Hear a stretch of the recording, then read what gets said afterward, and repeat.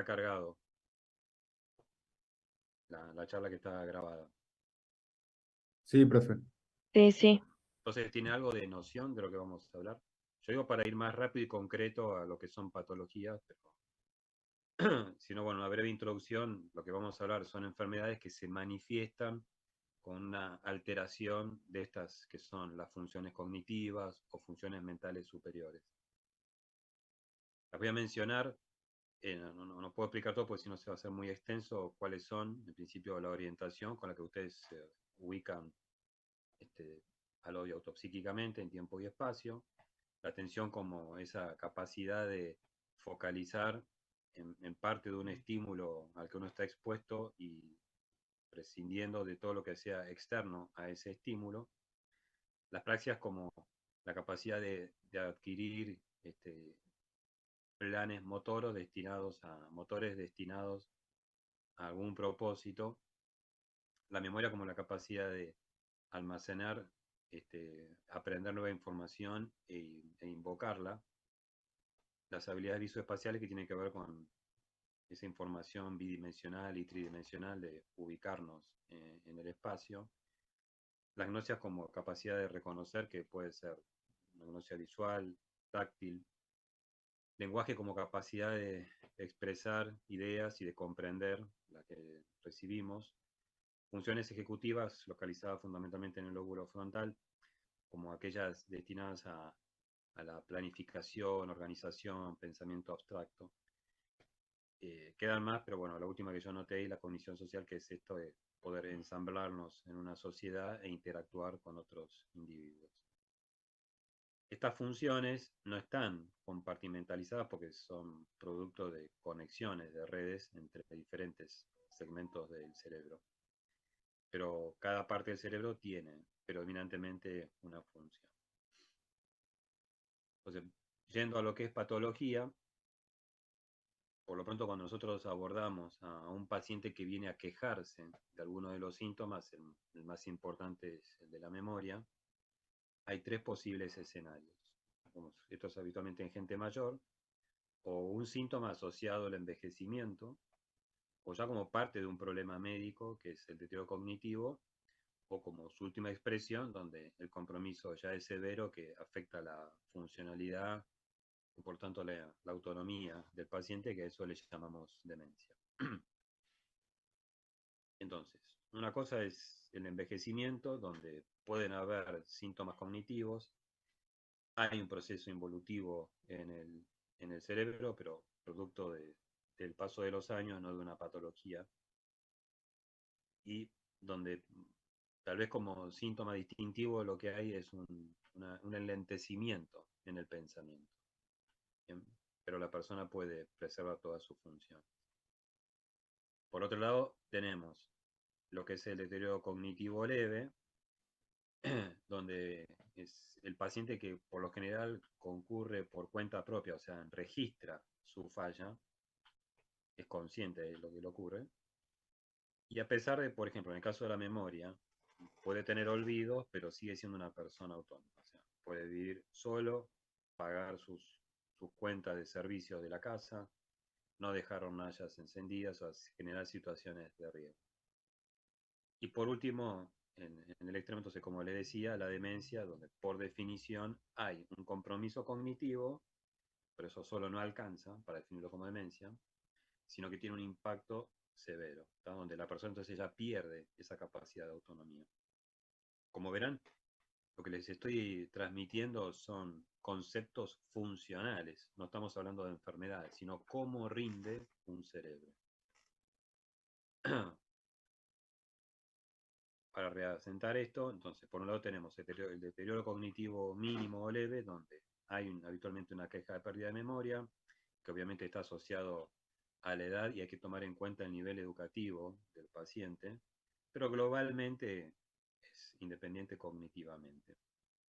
Por supuesto, no hay demencia. Y entendemos como demencia entonces a un síndrome, repito, no es diagnóstico de enfermedad, con una alteración cognitiva y o conductual que afecta a la funcionalidad, ya sea en un nivel social, laboral o familiar. De vuelta, decir demencia no es lo mismo que decir enfermedad de Alzheimer. Demencia es un concepto funcional. Una manera de abordar estas patologías es a partir de la clínica que presentan los pacientes. Lo que nosotros primero hacemos es una especie de topografía del problema. Y donde podemos topografiar los síntomas, eso orienta a pensar ya sí en una enfermedad. Entonces, en el caso de la demencia por enfermedad de Alzheimer, donde hay una pérdida progresiva de neuronas, los síntomas van a tener una ubicación que llamamos a nivel cortical. Y lo mismo que decir cuáles son los síntomas corticales, acá donde entran la apraxia, la agnosia, la afasia, además del síntoma característico que es la falla de memoria.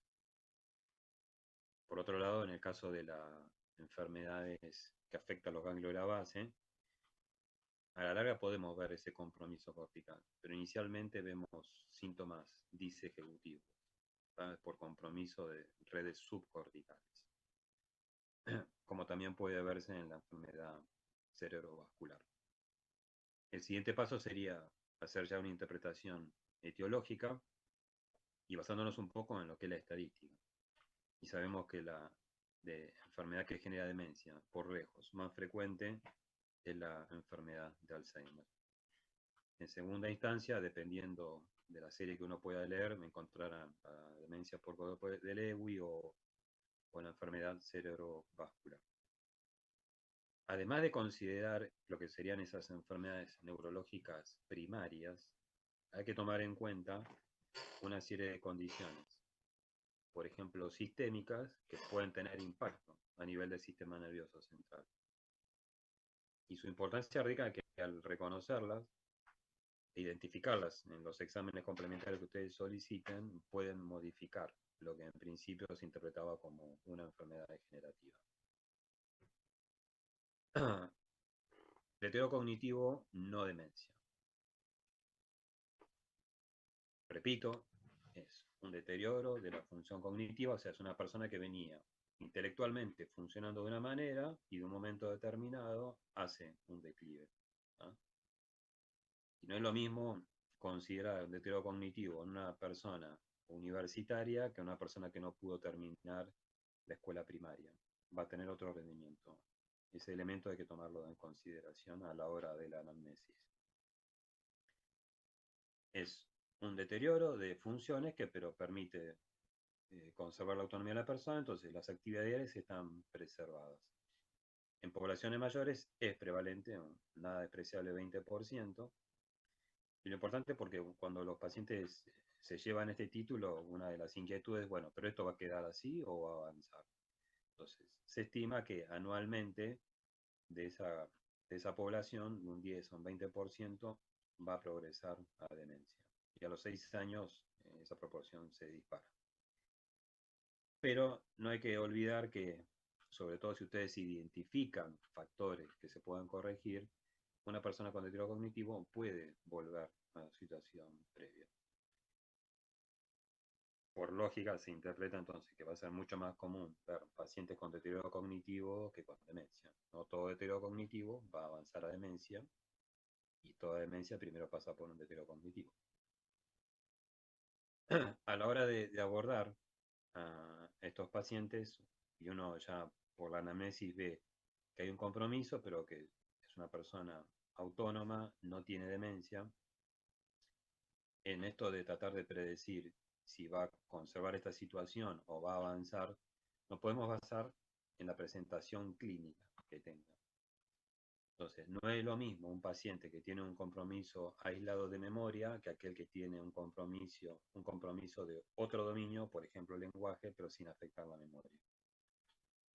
Aquel donde presenta compromiso de memoria más otro dominio, ese sí ya empieza a predecir el riesgo de una enfermedad seria, como por ejemplo el Alzheimer. El diagnóstico de deterioro cognitivo se hace fundamentalmente con la anamnesis, donde uno, a partir de las diferentes funciones cognitivas, uno tiene una serie de preguntas destinadas a evaluar cada una de ellas, Y en función de eso va haciendo ese perfil. Y donde hay un deterioro de varias de esas, ya califica para deterioro cognitivo. El siguiente paso es la evaluación neuropsicológica, que es una evaluación ya un poco más exhaustiva, con una serie de test que apuntan a tratar de cuantificar el problema, y son evaluaciones que tienen diferentes baterías y que están dirigidas a diferentes funciones y a diferentes compromisos cerebrales. O sea, si uno quiere evaluar a un paciente con compromiso frontal, tiene que explicitar qué es lo que está buscando y no pedir una evaluación neuropsicológica general. Por supuesto que depende mucho quién les devuelva esa evaluación, porque hay mucho profesional dando vuelta haciendo esta evaluación y pueden cruzarse con informes muy, muy acotados e informes muy exhaustivos. El valor de la evaluación neuropsicológica es, por un lado, cuantificar y determinar con mayor precisión de qué se está quejando del paciente, pero de ninguna manera es la herramienta con la que nosotros hacemos el diagnóstico, porque el diagnóstico lo tenemos previamente al pedido de este estudio. Uno ya, cuando escucha al paciente y le hizo el examen, ya tiene rotulado el diagnóstico. De paso, sirve como un punto de referencia de un momento determinado y según la evaluación progresiva de este paciente, podrán determinar su evolución a partir de ese punto de comparación. Ver cuáles son las actividades de la vida diaria y ver en qué grado eso lo está afectando. Si hay enfermedades asociadas que puedan vincularse al deterioro cognitivo o que puedan interferir. El pedido de análisis que van, por un lado, el laboratorio rutinario de sangre y lo que no debe faltar nunca en una evaluación cognitiva de lo que es una analítica de sangre con la orina es la rutina tradicional más el agregado de un perfil tiroideo, un dosaje de vitamina B12, de ácido fólico y según la población podríamos agregar la BDRL. El tercer elemento dentro de la evaluación es la neuroimagen, idealmente la resonancia, que da más información que una tomografía, pero por ejemplo a nivel hospitalario, en el CEMAFE donde yo trabajo, es muy accesible la tomografía y inicialmente sigue siendo una herramienta muy útil. Les decía entonces que a partir de la queja cognitiva del paciente, entonces uno tiene las diferentes funciones y una serie de preguntas destinadas a evaluar cada una de ellas. Respecto de lo que es tratamiento, entonces por un lado tenemos una tríada que de vuelta se va a aplicar en el manejo del paciente con demencia, que es de lo más básico a lo más jerarquizado, es la actividad física. Sabemos que caminar por lo menos 150 minutos semanales aproximadamente mejora el funcionamiento incluso de la memoria. O sea, no es solamente la actividad física por sí. En segundo lugar están el uso de fármacos. Ha habido ensayos clínicos buscando apuntar a mecanismos fisiopatológicos como inflamación, oxidación y vascular.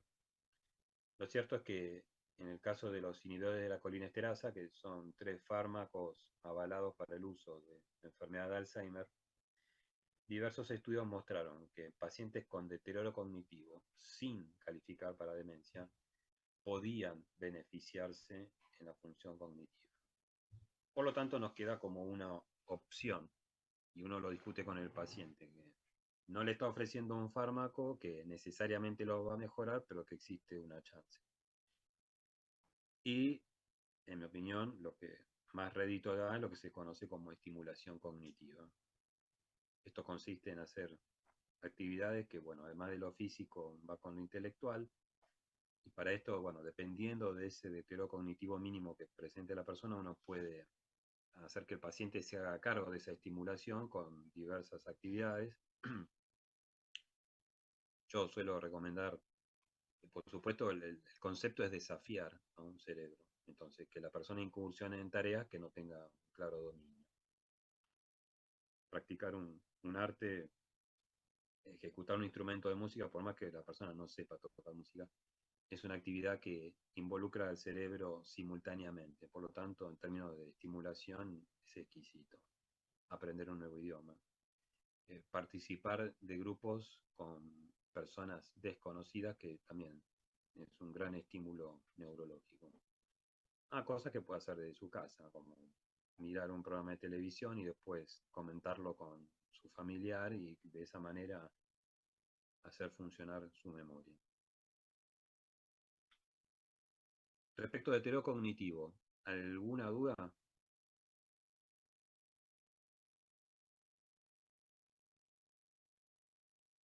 No, profe. Bien, vayamos con la enfermedad de Alzheimer, que es la gran patología de esta charla, y comencemos con la definición. Que se trata entonces de una demencia con cambios citológicos, histológicos, inmunohistoquímicos, con una distribución topográfica característica en la mayoría de la paciente, pero no en todos, y que por supuesto es algo diferente de un proceso de envejecimiento. Lo que tienen que saber, que a veces puede figurar en un examen de multiple choice, es cuáles son los elementos anatomopatológicos que la distinguen. Y ellos son los ovillos neurofibrilares y las placas neuríticas extracelulares con la proteína amiloide mal plegada, en forma anómala.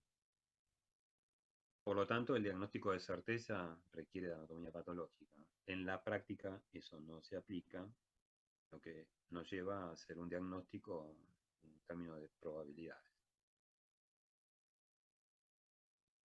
¿Qué caracteriza a la enfermedad de Alzheimer? Entonces, bueno, ya saben que lejos es la principal causa. Existen diferentes presentaciones clínicas, pero la característica es que la persona tiene fallas en la memoria episódica. Esto significa que la persona, por ejemplo, tiene muy presente, una persona de 70 años, tiene muy presente cómo estaba vestido el día de su primer comunión a los 10 años y tal vez no recuerda una reunión familiar de hace 2 noches. Eso se refiere con lo episódico.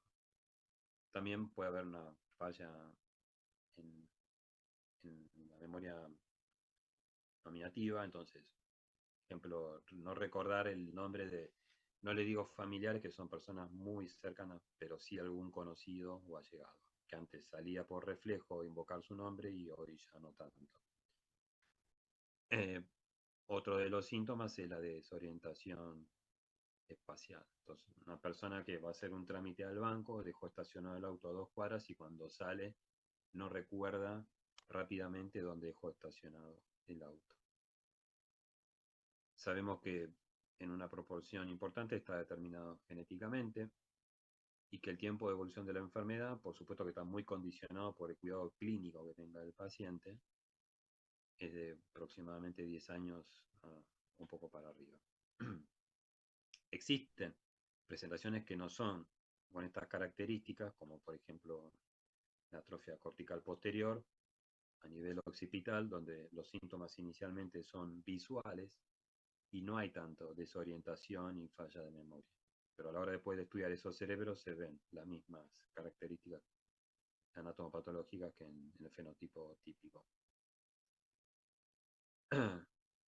Para hacer diagnóstico de la enfermedad de Alzheimer tenemos diferentes criterios. Está el DSM-4 del Instituto de Salud norteamericano y el más reciente, el DSM-5, donde lo que se requiere entonces es que haya un compromiso de varias funciones. Antes se requería el compromiso de la memoria como algo distintivo del Alzheimer, y además de la combinación de esos déficits que tienen que interferir con la independencia de la persona. ¿Bien? Entienda que es sutil la diferencia de deterioro cognitivo a demencia. Es cómo funciona, que está independiente y ahora ya no. Que estos síntomas tienen que darse fuera del contexto de lo que podría ser un síndrome confusional agudo. Esto significa que ustedes pueden conocer a un paciente en una guardia que viene con falla amnésica, pero resulta que lo tiene de hace 2 noches, cuando hasta hace una semana su funcionamiento era normal. Entonces, puede evocar la clínica de un Alzheimer, pero la presentación en este caso es aguda, por lo tanto no corresponde el diagnóstico de enfermedad de Alzheimer, por lo menos desde el punto de vista clínico. Y el primer diagnóstico diferencial, que también aplica para el deterioro cognitivo, que donde se quejan de memoria, son los cuadros psiquiátricos, fundamentalmente la depresión. Ese sería el primer gran diagnóstico diferencial. No lo mencioné en la evaluación del paciente con deterioro cognitivo, pero para pesquisa de depresión también tenemos unos cuestionarios donde el paciente va calificando. La primera interpretación es que es un déficit cognitivo asociado a una depresión. Y donde se corrija la depresión, después se ve qué es lo que resulta de ese funcionamiento mental. Voy a avanzar con lo que son los diferentes puntos de los criterios. Esto después ustedes pueden leerlo en el libro de texto, incluso en la clase. Y cuando hablamos de enfermedad de Alzheimer, hay que tomar en cuenta esto, que es una enfermedad entonces que la describimos desde la anatomopatología. Entonces, esto significa que la persona puede ya empezar a hacer un daño cerebral y tal vez no todavía tenga síntomas. ¿Bien? Y pacientes que hagan deterioro cognitivo y por supuesto aquellos que tengan demencia. ¿En qué momento nosotros haremos la interpretación de estas tres instancias?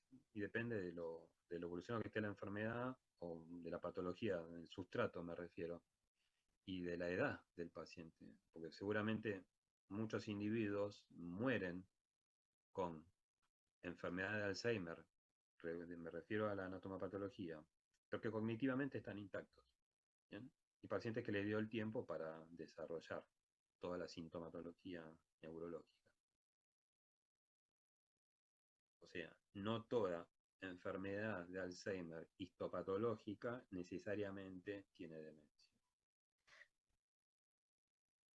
Dentro de los factores de riesgo para desarrollar la enfermedad, fundamental la edad. Fíjense cómo aumenta la prevalencia según la edad, de pasar de 1 en 9 mayores de 65 a 1 en 5 a mayores de 85 años. El hecho de tener una historia familiar, sobre todo hablamos de familias donde hay varios integrantes con este diagnóstico, eleva sustancialmente el riesgo, pero bueno, por suerte representa una proporción menor. O sea, la mayoría de los pacientes con enfermedad de Alzheimer son casos esporádicos. Tenemos identificadas mutaciones genéticas, como por ejemplo la del alelo apolipoproteína epsilon 4, que multiplica por 4 el riesgo. A diferencia de la enfermedad de Parkinson, del varón tenía mayor riesgo, acá es la mujer que tiene mayor riesgo de desarrollar la enfermedad de Alzheimer. Están, por supuesto, los factores de riesgo cardiovascular, porque dentro de la patología del Alzheimer siempre se ven componentes vasculares. Y el antecedente de un estilo de vida no saludable, o sea, mal sueño, mala dieta, poca actividad física, poca estimulación, poco trasfondo intelectual. Este cuadro es interesante porque muestran cuáles son los genes que hoy están, las mutaciones que hoy están identificadas y que generan un mayor riesgo. Lo curioso y positivo es que hay pacientes que pueden tener, como por ejemplo la presenilina 2, que dispara el riesgo de la enfermedad en 20, o sea, mucho más que la APOE4, pero pacientes que tienen esas mutaciones pueden tener a su vez genes protectores y que no terminen desarrollando la enfermedad. O sea, el rol de los genes acá no significa necesariamente riesgo, sino también protección. Lo que es un poco la evolución clínica del paciente con enfermedad de Alzheimer. Entonces, lo más común de ver son pacientes con memoria alterada, la que es de corto plazo. Ejemplo, tengo que llevar a mi abuelo al médico mañana y se lo comento y a los 15 minutos me hace una pregunta de a dónde tenía que ir y cuándo era y cuando hace 15 minutos se lo expliqué. La desorientación temporoespacial, ya se las expliqué. Fallas en concentración, entonces, aquellas tareas que la persona tiene que mantener una atención, como por ejemplo, preparar un plato de comida que requiere un poco de elaboración, esto empieza a resultarle muy dificultoso, entonces la persona empieza a abandonar ese hábito.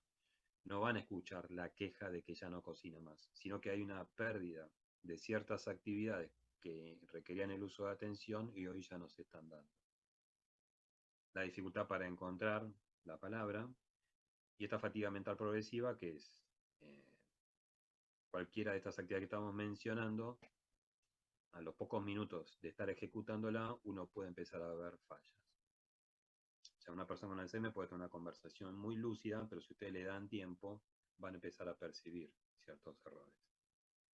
Conforme avanza la enfermedad, se involucran ya los otros aspectos de la memoria, a la larga termina involucrando la memoria de largo plazo, o sea, aquellos hechos pasados que estaban muy bien almacenados, empiezan a olvidarse. Y en esto involucra, por ejemplo, el reconocimiento de los nombres de familiares como el de los hijos, finalmente confundirlos, no identificar la cara de ellos, y en la medida que siga avanzando, ya siquiera mirarse en un espejo significa identificarse consigo mismo. Puede haber entonces dispraxia, agnosia, o sea, esos otros elementos corticales.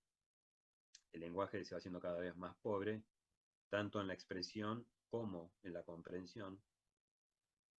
Se afecta el juicio, esto significa que, por ejemplo, son personas que a veces son abordados por personas sacando un provecho y no pueden hacer esa elaboración de que pueden ser víctimas de una estafa, por ejemplo.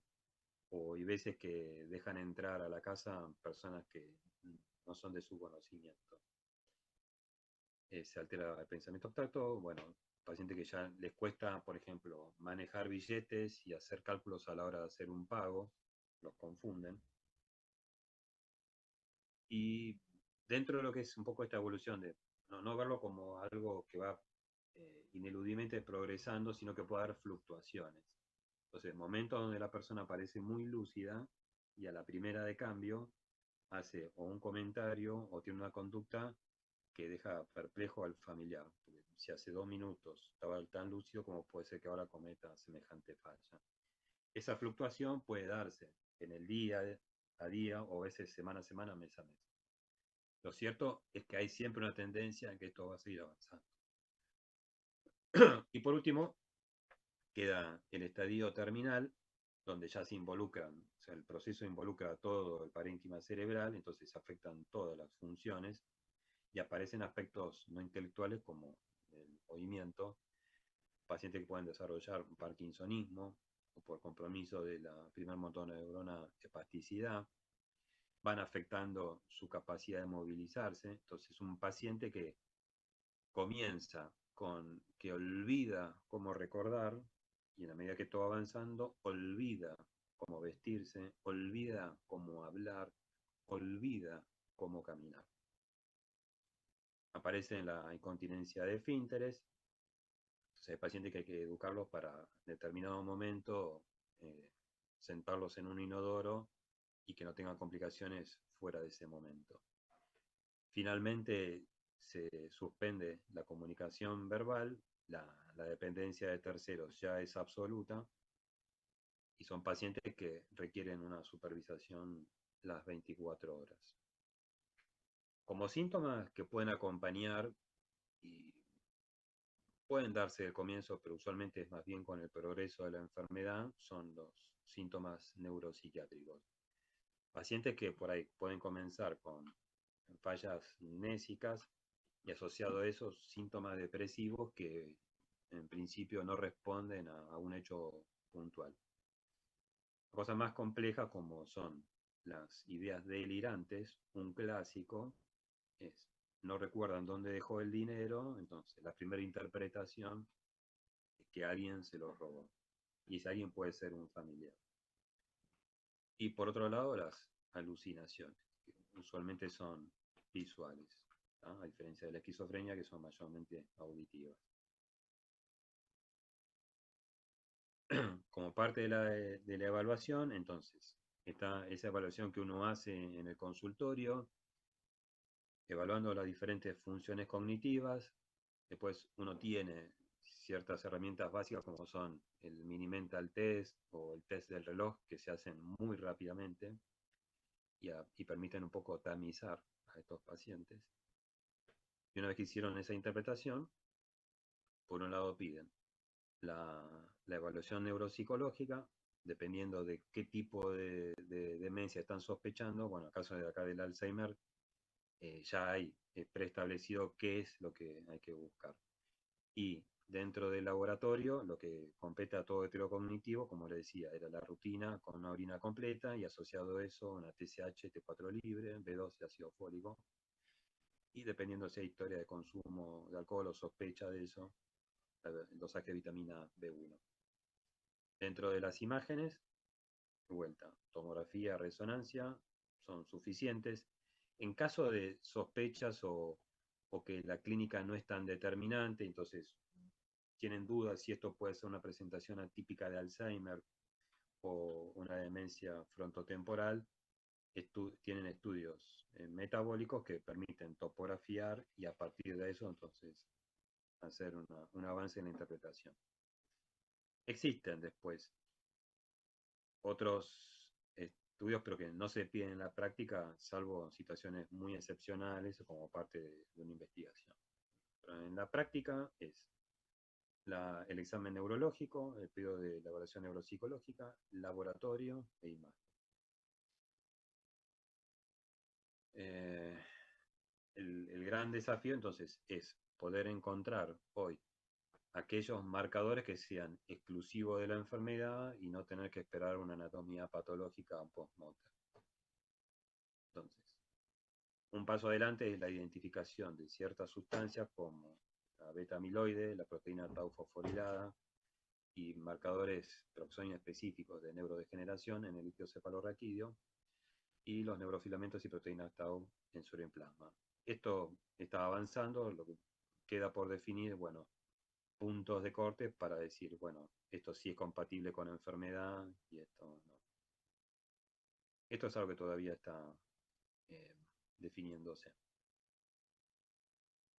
Ya le mencioné lo que es la evaluación neuropsicológica, después cómo está afectada la conducta, qué compromiso psicológico, y en función de esto, bueno, desde la funcionalidad, qué tan afectado está el paciente.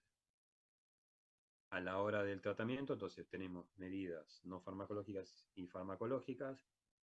Lo no farmacológica significaría promover la actividad física, promover una dieta saludable, una higiene del sueño, procurar un buen estado anímico y la estimulación cognitiva. Estimulación cognitiva yo les decía, bueno, como algo que puede hacer el paciente y si no, es asistir ya a centros que van a encontrar de toda clase, desde una psicopedagoga que atiende su consultorio y cita al paciente una vez por semana, a algo más exhaustivo como es un centro del que se dispone, además de una psicopedagoga, fonoaudióloga, terapista ocupacional, psicólogo. Hay lugares que tienen kinesiólogos, profesores de música, de educación física. Acá el concepto es que cuanto más se estimule ese cerebro, mejores resultados van a dar. Y lo importante es que son centros donde asisten un grupo de pacientes, lo cual le permite a nuestro paciente interactuar con sus compañeros, lo que promueve mayor estímulo de su cerebro. Mayormente a los pacientes, cuando uno se les propone este tipo de intervención, no quieren saber nada y la sorpresa es cuando uno negocia y les hace ir por lo menos un mes que descubran y muchos de los pacientes terminan enganchándose. Por supuesto que cambia la calidad de vida no solo del paciente, sino del familiar que no tiene que estar pendiente en su casa viendo de que no prenda una hornalla o tenga alguna situación de riesgo. Con respecto a los recursos farmacológicos, seguimos con un arsenal que por lo pronto no se renueva mucho, y tenemos dos grupos de drogas, aquellos que son inhibidores de la colinesterasa central, como son el donepezilo, galantamina y rifactimina. Entonces lo que hacen es promover mayor tiempo de la acetilcolina en esa sinapsis. Y en el macro ver cómo ese cerebro funciona mejor.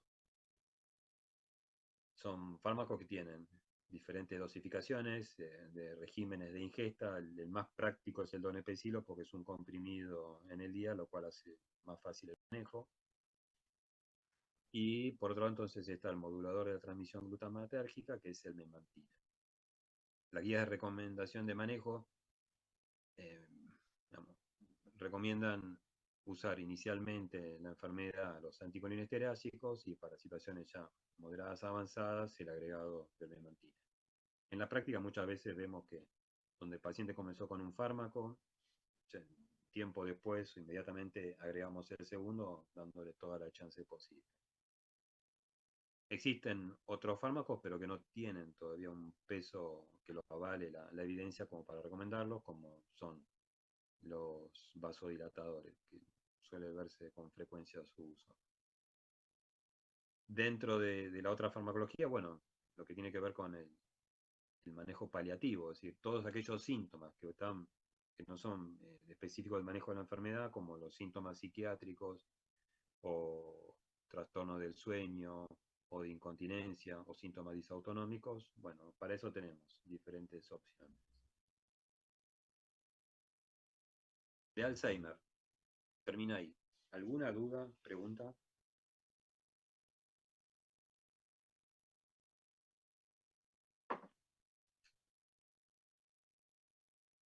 No, profe. Bien. ¿Ustedes tienen clase de 6:30? Sí. Bueno, si les parece bien, hago 10 minutos más y los dejo descansar. Media hora para la siguiente. ¿O quieren cortar acá?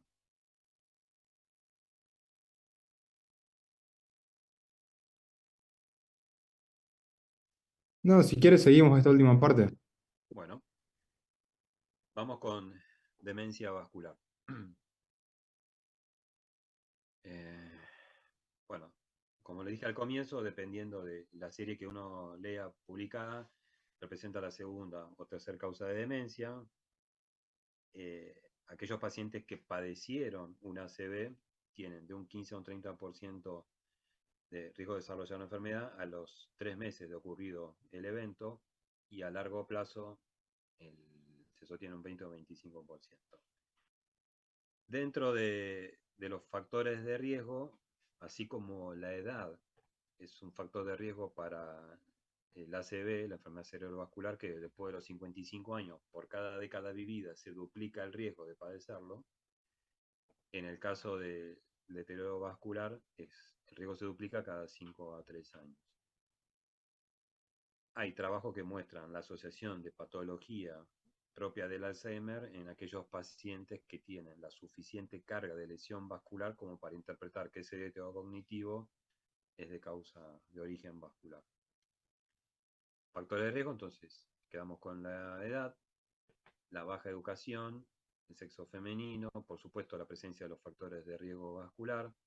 Con respecto a la ubicación de la ACV, un paciente, por supuesto, aunque tenga una gran cantidad de lesiones vasculares, va a tener mayor chance. Pero una persona puede tener 2 lesiones lacunares en ambos tálamos y tener un compromiso de la memoria reciente típica del Alzheimer. Entonces, no pasa solamente por la carga de lesión, sino por la ubicación. Y según su ubicación, bueno, ¿qué sintomatología va a generar? Si no es lo mismo un paciente que hace un primer evento vascular que aquel que ya viene sumando varios. ¿Bien? Las características clínicas, entonces un poco se deduce lo que les acabo de decir, que dependiendo de la ubicación de la lesión veremos un síntoma específico. Por eso no hay un patrón característico como en el caso del Alzheimer. Pero lo que es característico de los alteros cognitivos vasculares es que hay predominantemente un compromiso en la atención, procesamiento de información y la función ejecutiva. En otras palabras, es una disfunción ejecutiva. A la hora de la evaluación neuropsicológica tenemos entonces una batería también que son propias de esta enfermedad. Y con respecto a la memoria, porque acá la idea es que ustedes incorporen ciertos conceptos que desde lo que es una simple consulta, ustedes ya puedan perfilar si esto apunta a Alzheimer o a un deterioro cognitivo vascular. Entonces, con respecto a la memoria, lenguaje y praxias es muy variable su compromiso y su presencia. Lo que sí, con respecto a las manifestaciones psiquiátricas, hay una diferencia respecto del Alzheimer, es que les decía, en el Alzheimer es común ver en la evolución delirio y alucinaciones, y acá lo que se va a ver más que nada es depresión y apatía, ¿sí? Una persona que tiene ya poca iniciativa, su motor está muy apagado. El afecto pseudovulvar es un cuadro que se caracteriza por la presencia de episodios, ya sean de llanto o risa inmotivados. ¿Bien? Uno puede hacer mención a un hecho de la historia del paciente que revista un poco de emoción y el paciente empieza a llorar. Y esos episodios pueden ser aislados o muy frecuentes en el día a día, con lo cual se afecta su calidad de vida. Asimismo, los episodios de risa, que son menos frecuentes que los de llanto. Entonces, cualquier situación, comentario humorístico menor provoca una risa desproporcionada. Con respecto a la evolución, por supuesto que es variable dependiendo de las lesiones que tenga, pequeñas, progresivas, confluentes o de grandes ACV. Pero esto, pregunta habitual de examen, es que a diferencia del Alzheimer, que uno sabe que el curso es parabólico, es progresivo, en el caso del deterioro cognitivo vascular, lo característico es que sea escalonado. Y esto es lo que nos permite identificar esta causa. Y es que cada deterioro ocurre tras un evento vascular. Una sobrevida menor respecto del Alzheimer. Acá la gran herramienta diagnóstica, por supuesto, es la imagen cerebral. Entonces, esto queda un poco a interpretación del médico en cuanto a que la presencia de suficiente enfermedad cerebrovascular no se refiere solo a la cantidad de lesiones, sino a su ubicación. La tomografía suele mostrar lesiones vasculares, pero es cierto que la resonancia permite identificar lesiones que sean menores, sobre todo si son de pequeños vasos, que no le escapen a la resolución de la tomografía. También puede verse atrofia del hipocampo, como se ve en la enfermedad de Alzheimer. No tenemos al día de hoy biomarcadores un poco desarrollados como si vemos en la enfermedad de Alzheimer. Les pongo ejemplos de imágenes del cerebro con diferentes lesiones vasculares. Esta es una tomografía y podemos ver en la cápsula interna izquierda una lesión lacunar aislada.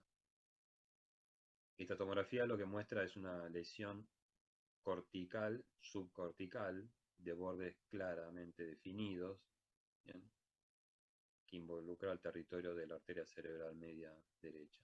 Esta imagen, de paso hacemos un repaso de vascular, es típicamente embólica.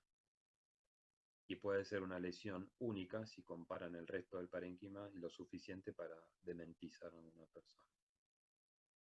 Aquí lo que ven es la enfermedad de pequeños vasos y vamos a partir de imágenes que están aisladas y en la medida que esto va progresando, esas lesiones se vuelven confluentes.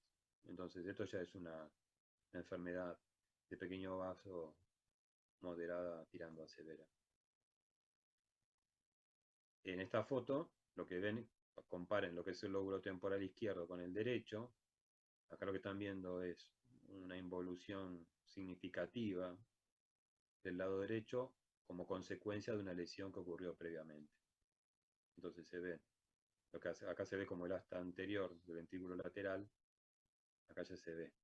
No es que esté dilatado, sino que es por la retracción encefálica. Y ahí está el hipocampo donde asienta la memoria. Dos imágenes con sangrado intraparenquimatoso y por su localización profunda, lo más probable que sea enfermedad hipertensiva. Aquí vemos sangre, también intraparenquimatosa, pero con ya ubicación en el ventrículo lateral. Esta imagen es, por resonancia, una secuencia que se llama gradiente eco, que lo que permite identificar son restos de hemosiderina como manifestación de un sangrado. A esto se le llama microsangrado. Entonces pueden verse que no hay lesiones isquémicas en otras secuencias, pero sí lesiones hemorrágicas. Y un ejemplo donde un cerebro tiene solamente dos lesiones lacunares, como es en la ínsula izquierda y en el tálamo derecho, pero que pueden tener mucho compromiso cognitivo. ¿Bien? Entonces, este paciente y este paciente pueden tener el mismo rendimiento intelectual, a pesar de tener diferentes sustratos. Voy a avanzar con respecto a lo que es el manejo. Si hay una demencia que se puede prevenir, justamente la demencia vascular, a partir de la identificación de los factores de riesgo cardiovascular y el control de ellos, la menor chance entonces de que hagan las lesiones vasculares. Y donde la persona tiene síntomas, entonces uno ser muy riguroso en su control. Hay que identificar la presencia de otras enfermedades que puedan tener impacto a nivel vascular, como por ejemplo insuficiencia renal, por decir algo. La idea dentro del manejo, que esto aplica a todo paciente neurológico, sea la condición que tenga, es maximizar su independencia y su autonomía respecto de la asistencia de terceros. Con respecto a manejo farmacológico, no tenemos medicación como si vimos en la enfermedad de Alzheimer. Esto de que hay veces que hay concomitancia de patología de Alzheimer con vascular, muchas veces nos lleva a los neurólogos y ante la necesidad de brindarle alguna ayuda, recurrir, por ejemplo, a un inhibidor de colinesterasa y ver cómo le va al paciente. Aprovecho para enmendar algo que olvidé decirles con respecto a los fármacos que usamos para deterioro cognitivo, Alzheimer, y si quieren utilizarlo en estos pacientes, que siempre se los utiliza con un intervalo de 6 meses. Y a partir de los 6 meses se hace una valoración. Entonces, dependiendo de la evolución que haya hecho el paciente, ya sea porque mejoró o porque se mantuvo estable y no avanzó la enfermedad, nosotros lo sostenemos. Y si después de esos 6 meses de evolución el paciente sigue deteriorando, entonces no le vemos sentido a continuar con el fármaco. Ya les aclaré, en el caso de la demencia vascular, identificar los factores de riesgo y dominarlos, promover la actividad física, una dieta sana y la estimulación cognitiva, ¿bien? Como todo paciente que tenga deterioro cognitivo. A ver si me dan 2 minutos para... Sí, 2 minutos y termino.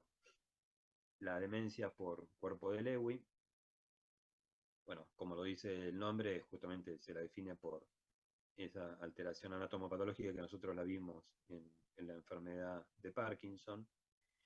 Lo que tienen que tener presente es que, bueno, según la ubicación de estos cuerpos de Lewy van a tener diferentes manifestaciones cognitivas, pero hay dos elementos que característicamente a ustedes les va a hacer pensar que pueden estar frente a un paciente con esta demencia.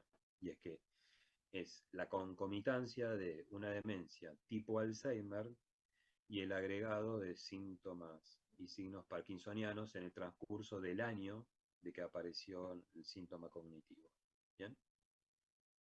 Sabemos que la enfermedad de Parkinson puede tener un deterioro cognitivo, pero nunca es de entrada. Entonces, deterioro cognitivo más Parkinson en el transcurso de un año, sospecha de cuerpo de Lewy. Y otra característica clínica, que son pacientes que tienen alucinaciones significativas y esto que hay que recordar. Normalmente en el caso de las alucinaciones se utilizan los neurolépticos. Lo que ocurre en la enfermedad por cuerpo de Lewy es que vemos una respuesta paradojal. Le damos el neuroléptico y la persona empeora. ¿tá?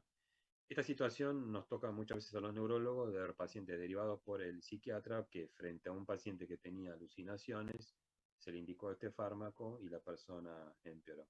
Eso para nosotros ya es una bandera roja de que estamos posiblemente frente a un paciente con enfermedad por cuerpo de Lewy.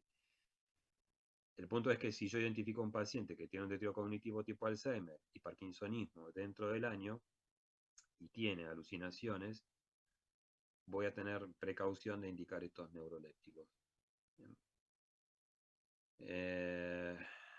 Bueno, el sustrato es el mismo que la enfermedad de Parkinson, que son las inclusiones de la proteína alfa-sinucleína y la pérdida progresiva de neuronas.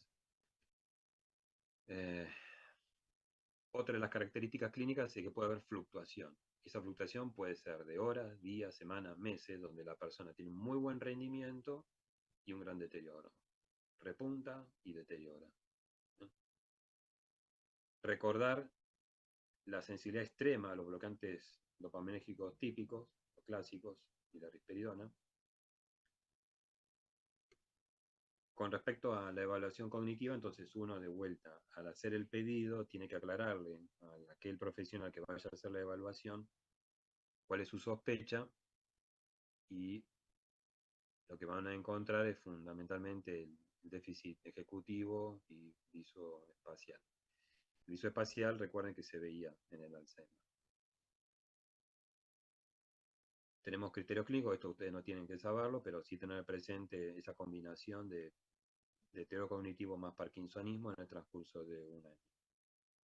Con respecto al tratamiento, no tenemos medicación que mejore la enfermedad. Lo que sí pueden algunos pacientes es responder los síntomas parkinsonianos a la estimulación dopaminérgica. Y con respecto a los inhibidores de colinesterasa, no con la galantamina, pero sí con la ribastigmina y donepezilo, pueden verse una mejoría temporal. Hay que tratar de evitar los anticolinérgicos porque los anticolinérgicos justamente empeoran el funcionamiento cognitivo de cualquier paciente. Bueno, y acá termino. Quedaría mañana retomar con demencia frontotemporal, que es ya la última demencia que tienen que saber, y les voy a presentar un video donde ustedes van a identificar síntomas que presenta el paciente que se ve en ese video y después hacemos rápidamente un cuestionario para poner un poco todo el conocimiento que vieron hoy. ¿Alguna duda, pregunta? Profe, un compañero hizo una pregunta en el chat, no tiene micrófono.